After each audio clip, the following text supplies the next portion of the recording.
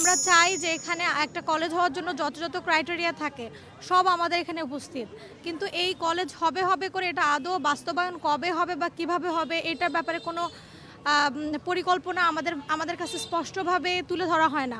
সেজন্য আমরা আমাদের দাবিটা যাতে খুব দ্রুত আদায় করতে পারি, এজন্যই আসলে আমাদের মানববন্ধন আজকে। যৌক্তিকতা বলতে যৌক্তিকতা অনেক ধরনের আছে। আজকে যদি এটা Rajshahi medical college dental unit না হয়ে এটা যদি রাজশাহী মেডিকেল কলেজ হতো, তাহলে আমাদের অনেক রোগী যারা আছে, যারা ওএমএসের যেসব রোগী থাকে, ইমার্জেন্সি নিয়ে ভর্তি হয় হাড় ভাঙা, তাদেরকে আসলে তারা একটা পূর্ণাঙ্গ একটা ওয়ার্ড পেত, তারা তাদের পোস্ট অপারেটিভ যে ট্রিটমেন্ট, সেই ট্রিটমেন্টের জন্য ভালো মতো বিছানা, সেই সেবাটা তারা এখানে পেত।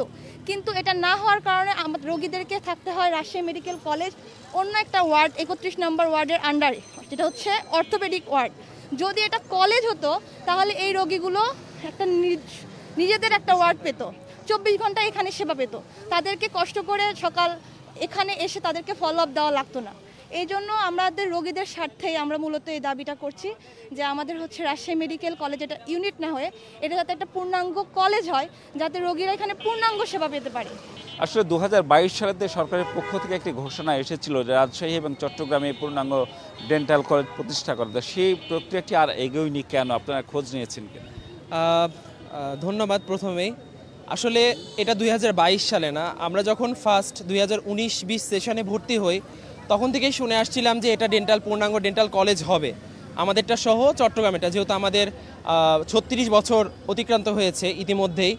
তো সেই ক্ষেত্রে আমরা তখন থেকে যা শুনেই আসছি, কিন্তু কোনো একটা কুচক্রি মহলের কারণেই মূলত আমাদের এই এত কিছু ফ্যাসিলিটি থাকা সত্ত্বেও, আমাদের এত পূর্ণাঙ্গ ওয়ার্ড, আমাদের এত কোয়ালিফাইড টিচার্স, আমাদের স্টাফ এবং আমাদের প্রপার ইনস্ট্রুমেন্ট গাইডেশন থাকা সত্ত্বেও আমাদের এটা ডেন্টাল কলেজ হিসাবে রূপান্তরিত হয়নি। আমার কলিগ যেটা বলল সেটা আসলেও মানে খুবই করুণাদায়ক যে পেশেন্টরা শুধুমাত্র যে আমাদের রাজশাহী জেলা থেকে আসতেছে এমনটা কিন্তু নয়। আশেপাশের যতগুলা জেলা আছে, যেমন নাটোর, নওগাঁ, কুষ্টিয়া, পাবনা, চাঁপাইনবাবগঞ্জ, এমনকি রংপুর মেডিকেল কলেজে যে ডেন্টাল ইউনিটটা আছে সেখান থেকেও কিন্তু পেশেন্টদেরকে রেফার করা হয়।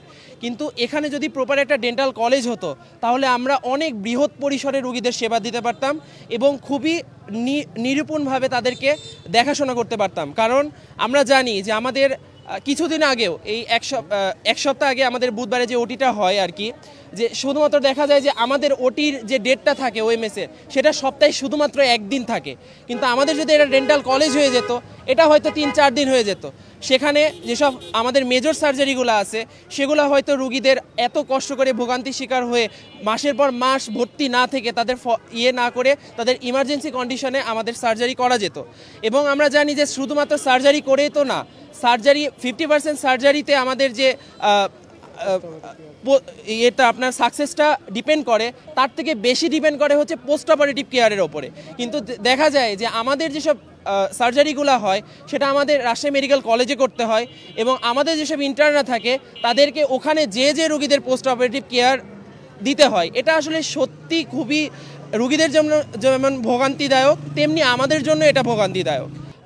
বিগত সরকার হয়তো তাদের স্বার্থ হাসিলের জন্য এটা বন্ধ করে রেখেছিল।